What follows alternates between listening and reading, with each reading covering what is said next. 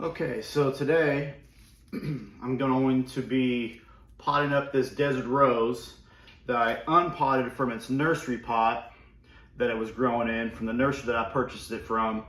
And for the last 10 days, it has been drying, sitting here on the table just like this.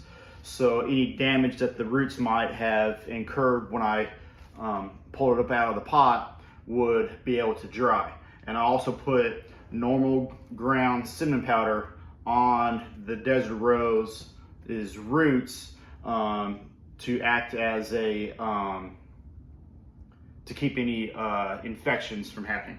Now the pot that I'm going to plant it in is this concrete pot that I made myself, and there's a video on my channel showing how to make concrete pots using molds.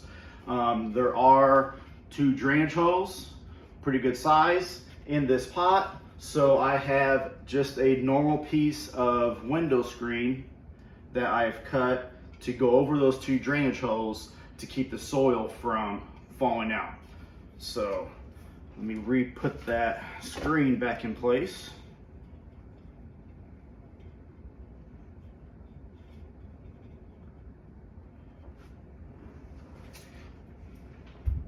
And the soil I'm using is roughly 50%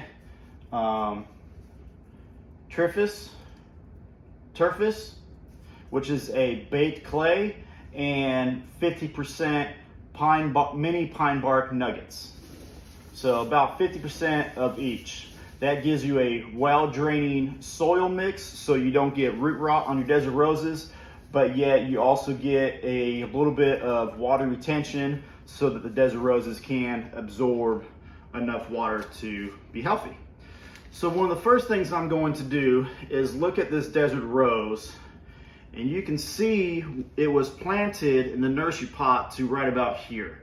What I'm planning on doing is raising the plant by about 1 inch to 1.5 inches higher up, which will expose more of the roots, and it will give the illusion of a bigger trunk, because on desert roses, a majority of the trunk size comes from the roots or the cardex, as it's called, for desert roses. Another thing I'm going to be looking at is some of these roots that are high up, like this one.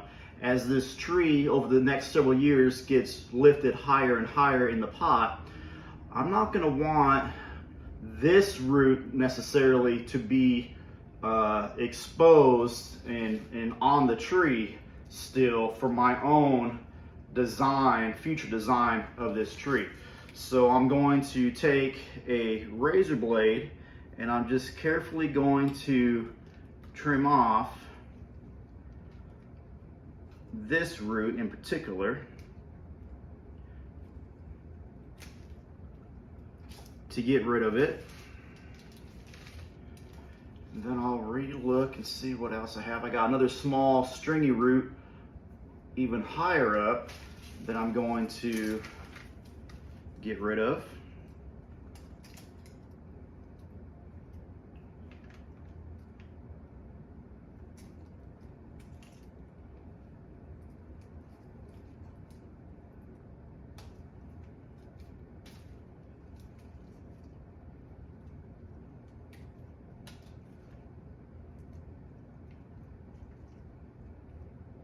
Just trying to cut it smooth to the trunk. Take another look. I don't mind this root because it is a pretty thick root starting to be. So eventually in a few more years it'll be as thick as this one here. So I think that one will look good. Now another trick that I have learned is, instead of just leaving these roots the way they are naturally growing, I'm going to take a piece of styrofoam, cut it to fit in this cavity right here, which will spread this root apart from the rest of the tree a little bit. And what that would do over the next year, and I can continue to do it over the next several years, as I repot the tree is it will widen the roots, which will, as I said, these roots will eventually become the trunk of this tree. So it will give me a wider appearance to this tree in future years, because instead of this root being right here, it would be further over, if you will, giving a illusion of a bigger trunk. And it will also give some curiosity and interest to this tree to have a little bit of a void or a cavity, a space of interest going through the trunk in the future. So I have this normal styrofoam from a package, and instead of throwing it away, I'm going to reuse it on this desert rose. And the good thing about using styrofoam instead of, say, a rock is the styrofoam is squishy, so it won't cut into the desert rose.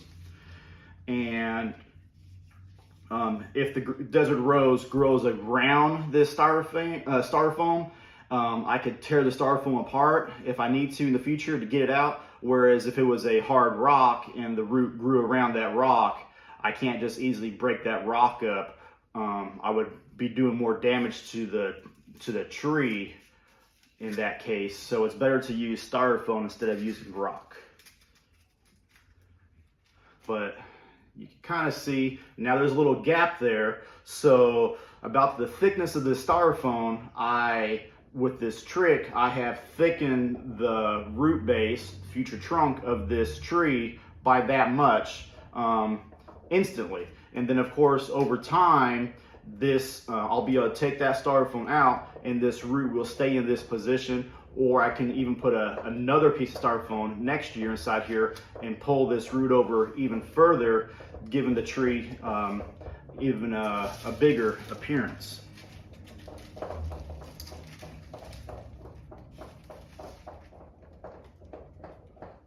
And then I got this little root that's kind of, looks like it might have gotten cut at some point. I think I'm going to take it off while I'm doing this.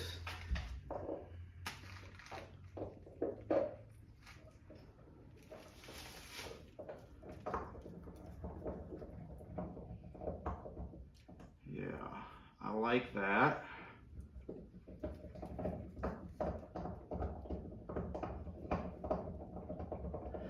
And I could put a piece of styrofoam here also, which I think I will do, because see, it just kind of, I can bring this root up like this, and as it thickens, it will make this tree look even wider in the future.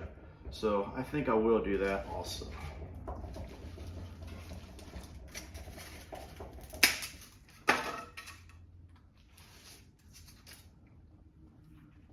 It's all about envisioning how you want the tree to look years into the future.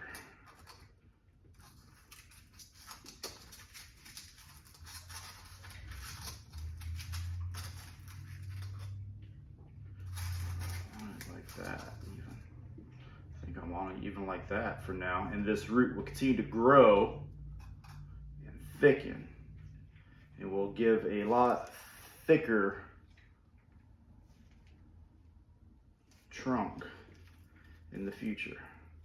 I think I'm going to leave it alone for now, like that. But one thing I want to do, since I did cut some roots off this tree, on all of my cuts that I made today, I want to put some more ground cinnamon.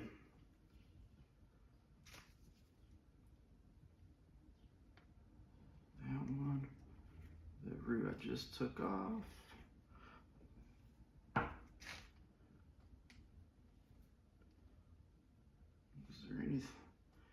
Any other ones I took off? Yep, those 3 right there.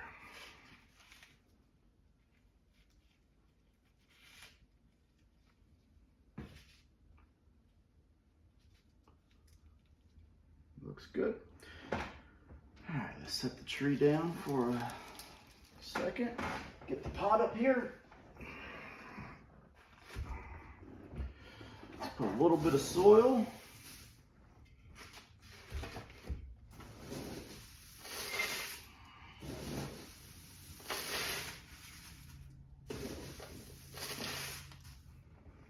Let's just see what I'm gonna have.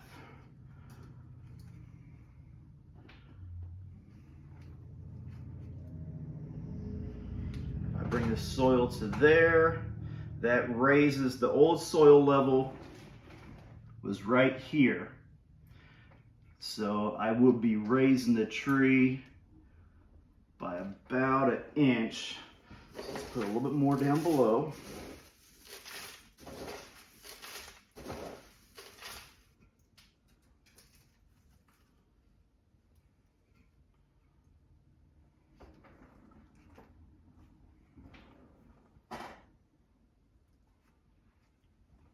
Like that.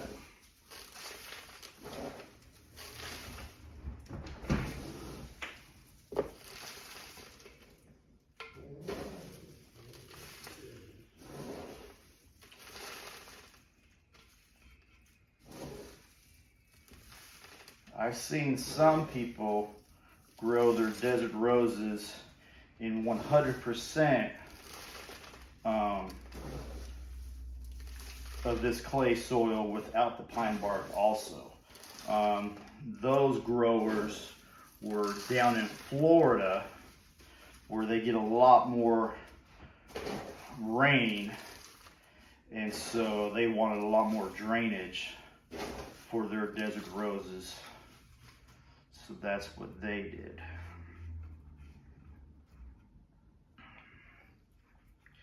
So if you live in a more tropical area, that's one thing that you might want to incorporate is less organic matter, less, in this case, mini pine bark nuggets, more of the clay.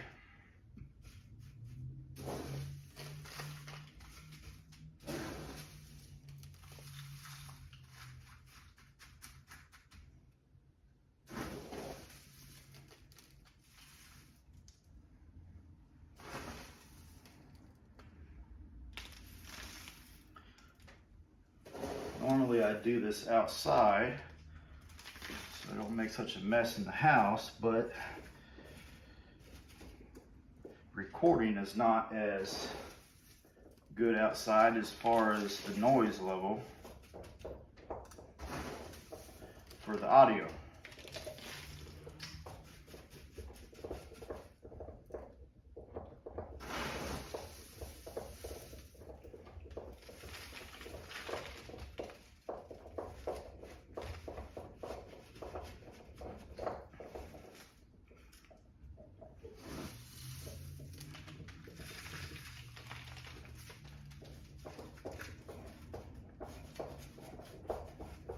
Now, I will not water this tree for probably another 5 to 7 days, since I did make some cuts to the roots. I want, even though I put the ground cement on, I still want to give those cuts on the roots and on the trunk time to heal before I start watering the plant, so I don't get any root rot. And especially with a plant as old as this one, you know, the good size that it is, it can go quite a while, even being bare rooted like it was for the last 7 to, I think it's about 9 days, without any water. Because as you probably know, desert roses store so much water in their trunk and in their roots.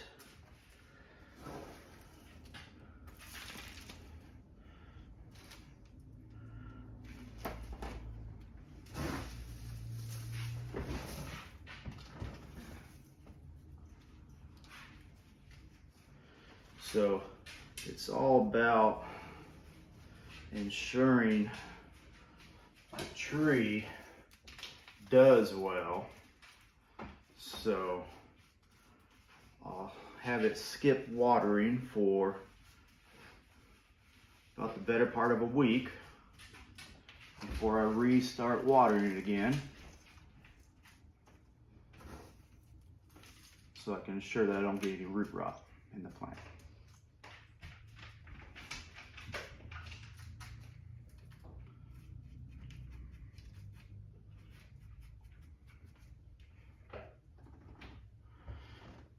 I will say, about 10 days ago when I bought it, when all this was green leaves and it even had flowers on it, it was a very nice looking desert rose. But within a month or two, this desert rose will be looking great once again.